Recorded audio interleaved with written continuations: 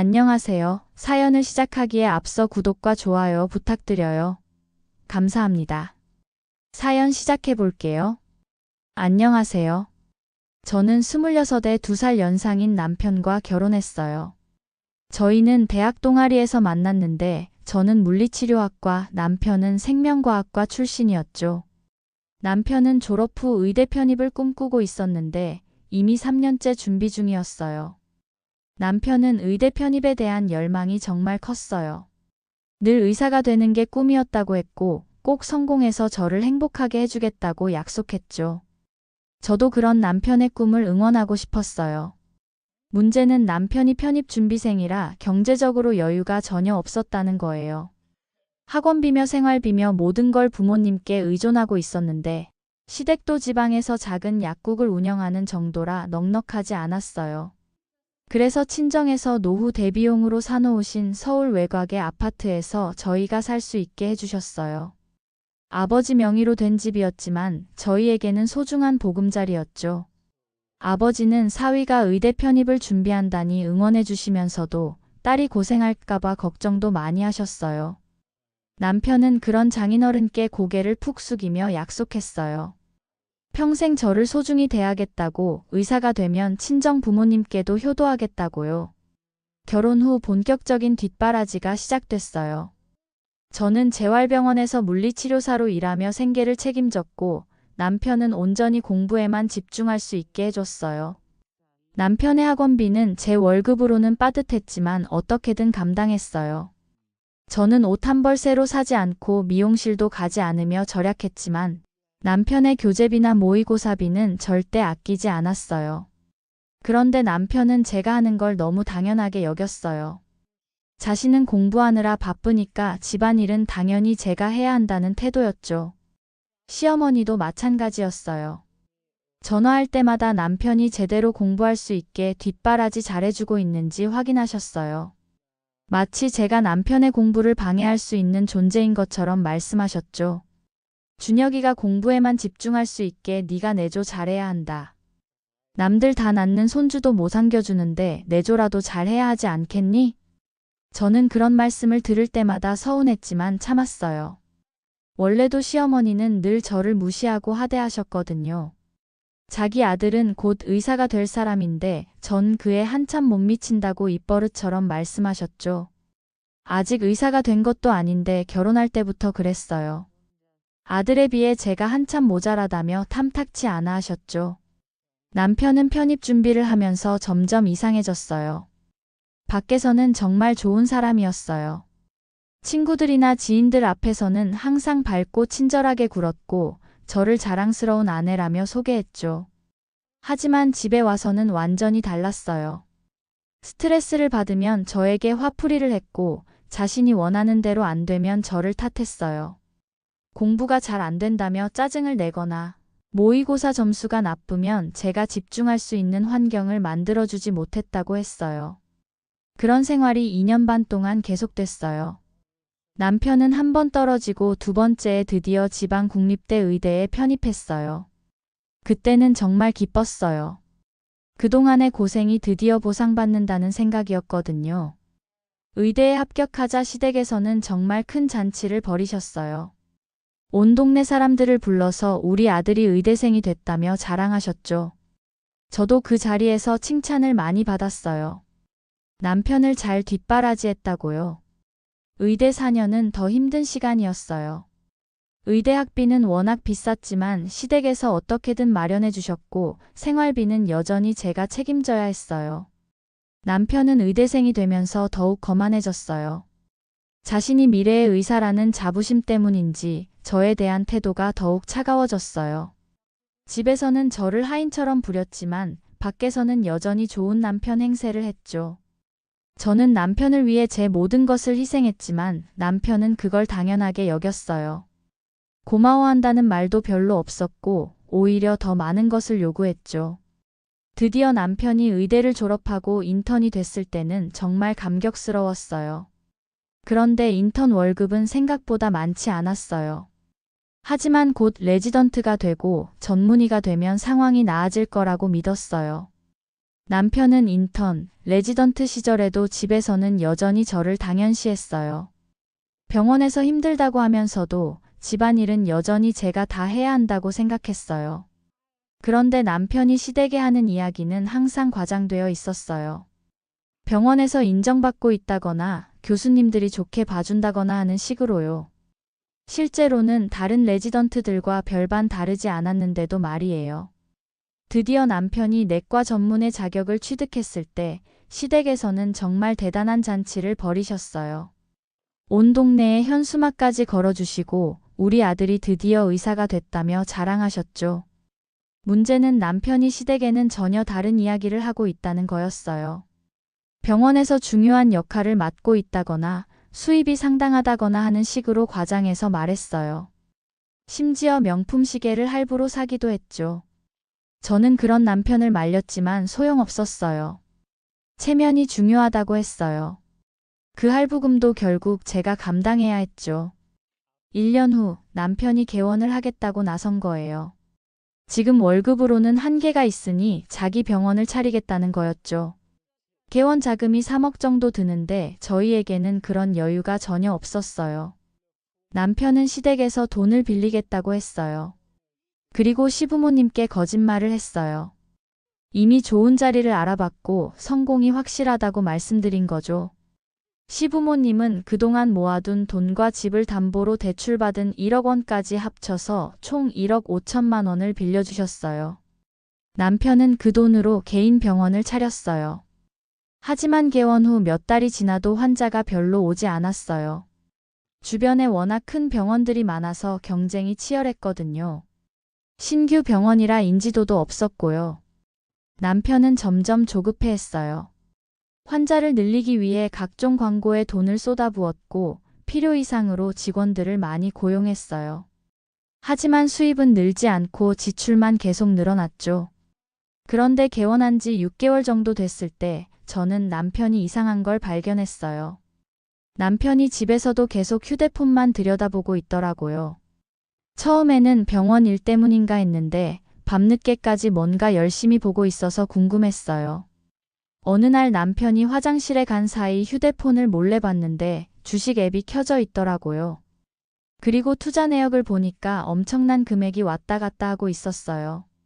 그날 밤 남편과 심각한 대화를 나눴어요.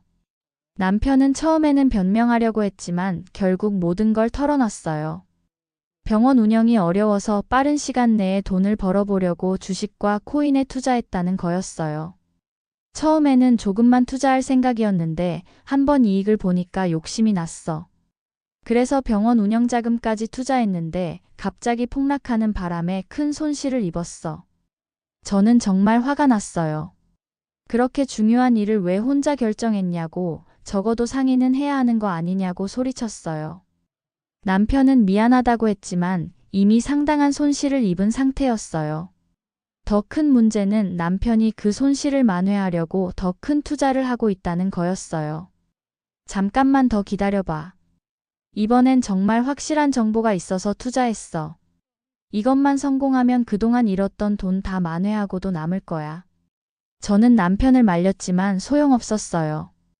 남편은 이미 투자에 중독된 상태였거든요. 그 후로도 몇 번 더 크게 싸웠지만 남편은 계속 투자를 멈추지 않았어요.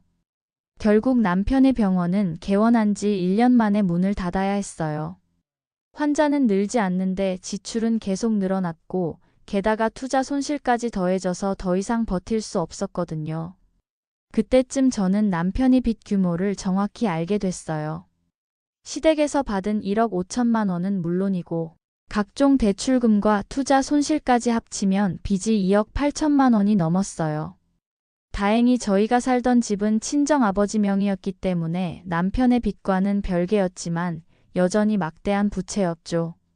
하지만 남편은 시댁에는 전혀 다른 이야기를 하고 있었어요. 병원이 너무 잘 되어서 더 큰 곳으로 이전한다는 거짓말을 했어요.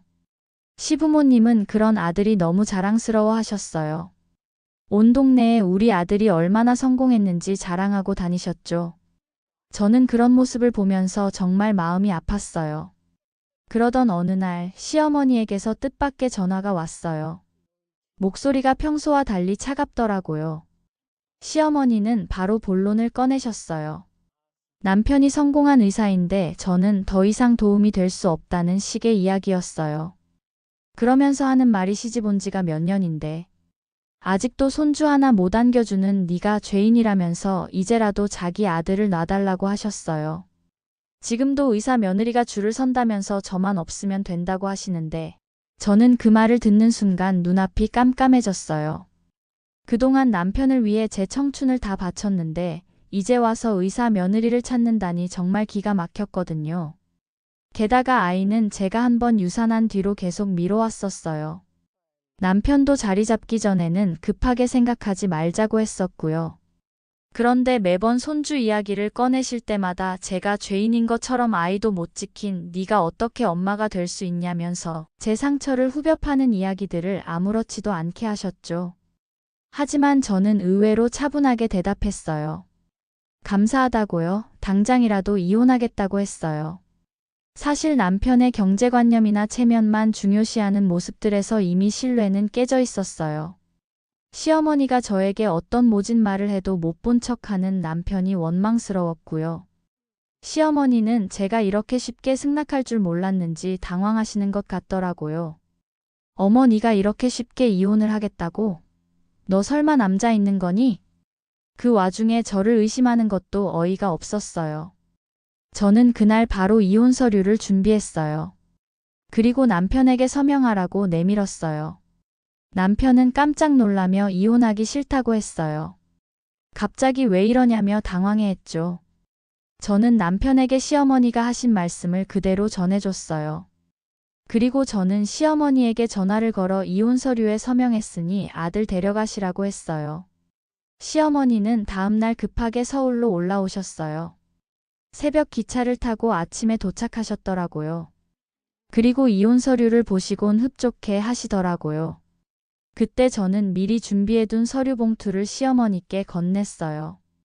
그 안에는 남편의 병원 폐업 신고서, 각종 대출 내역서, 투자 손실 내역 등이 들어있었어요. 어머니, 이게 어머니가 그렇게 자랑스러워 하시는 성공한 의사 아드님의 실상이에요. 한번 보세요. 시어머니는 그 서류들을 하나씩 보시면서 얼굴이 점점 하얘지셨어요. 2억 8천만 원이라는 빚 규모를 보시고는 완전히 넋이 나간 표정이 되셨어요. 이게 뭔 소리야? 우리가 1억 5천이나 빌려줬는데 이렇게 빚이 많다고? 잠시 후 시어머니는 갑자기 남편의 멱살을 잡고 대성통곡하기 시작하셨어요. 어떻게 엄마한테 이런 거짓말을 할 수 있니? 우리 집까지 담보로 잡혀 있는데 이 돈을 어떻게 갚으라는 거야? 이제 우리는 어떻게 살라고? 남편은 그제야 모든 걸 고백했어요. 병원 운영 실패, 무리한 투자 손실, 각종 대출까지 모든 걸 털어놓았죠. 시어머니는 더욱 절망적인 표정을 지으시며 바닥에 주저앉으셨어요. 그동안 온 동네에 자랑하고 다닌 게 다 거짓말이었다니. 집까지 담보로 잡혔으니 이제 우리는 길거리에 나앉는 거 아니야? 저는 그런 모습을 조용히 지켜보다가 말했어요. 어머니, 제가 그동안 8년 넘게 남편을 뒷바라지했어요. 전 정말 최선을 다했기에 후회가 없네요. 그리고 드디어 이 고리를 끊어주셔서 감사해요. 안 그래도 많이 고민하고 있었거든요. 시어머니는 그제야 사태의 심각성을 깨닫고 제게 사과하셨어요. 이혼하지 말아달라고, 이런 어려운 상황에서 저마저 떠나면 아들이 어떻게 사냐고 울며 매달리셨죠. 하지만 저는 이미 결심을 굳혔어요. 그동안의 모든 거짓말과 당연시하던 태도, 그리고 시어머니의 냉정한 계산까지 보고 나니 더 이상 이 가족과 함께할 이유를 찾을 수 없었거든요. 이혼 과정은 정말 복잡했어요. 남편의 빚 때문에 재산 분할도 제대로 받을 수 없었어요. 다행히 저희가 살던 집은 친정아버지 명의라서 남편의 빚과는 상관없었지만 그래도 받을 수 있는 재산은 거의 없었죠. 남편은 결국 개인회생을 신청했고 시댁집도 경매에 넘어갔어요. 시부모님은 그동안 살던 집에서 나와 작은 월세방으로 이사하셨다고 하더라고요. 지금 저는 친정에서 마련해 주셨던 그 집에서 혼자 살고 있어요. 남편과의 추억이 서린 곳이지만 그동안 남편 눈치 보며 살던 것보다 훨씬 자유롭고 편해요. 요즘은 그동안 미뤄뒀던 일들을 하나씩 하고 있어요. 물리치료 관련 자격증도 추가로 취득했고 친구들과의 만남도 늘렸어요. 부모님과 보내는 시간도 많아졌고요. 가끔 전 시어머니에게서 연락이 와요. 돌아와 달라는 내용이지만 저는 절대 돌아갈 생각이 없어요. 한번 무너진 신뢰는 다시 쌓기 어렵고 무엇보다 저에게 아무렇지 않게 상처 주는 말을 하던 시어머니의 그 태도가 용서가 안 돼요. 남편은 지금 작은 동네 병원에서 월급쟁이 의사로 일한다고 들었어요.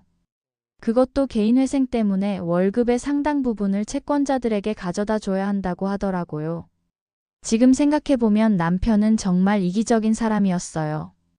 밖에서는 좋은 사람 행세를 하면서 집에서는 저를 하인처럼 부렸죠. 시어머니도 마찬가지였고요. 아들만 소중하고 며느리는 그냥 뒷바라지하는 종으로 생각하셨어요. 특히 남편이 제 희생을 당연시하던 태도와 시어머니의 막말이 가장 화가 났어요. 남편과 몇 번이나 큰 싸움을 했지만 결국 달라지지 않더라고요. 오히려 제 탓을 하면서 책임을 회피하려고만 했어요. 그런 모습을 보면서 이 사람과는 더 이상 함께할 수 없다는 걸 확실히 깨달았어요. 지금의 저는 과거보다 훨씬 강하고 현실적이 됐어요. 더 이상 다른 사람의 기대에 맞추려고 제 자신을 희생하지 않을 거예요. 제 행복을 가장 우선시하며 살아갈 예정이에요. 마지막으로 혹시 비슷한 상황에 있는 분들이 계시다면 말씀드리고 싶어요. 아무리 사랑하는 사람이라도 여러분을 당연시하거나 존중하지 않는다면 그 관계는 다시 한번 생각해 보세요. 진정한 사랑은 일방적인 희생이 아니라 서로에 대한 존중과 배려에서 시작되니까요. 그리고 한 가지 더 깨달은 건 사람은 정말 쉽게 변한다는 거예요. 제 긴 이야기를 끝까지 들어주셔서 감사합니다. 구독과 좋아요, 알림 설정까지 잊지 마세요.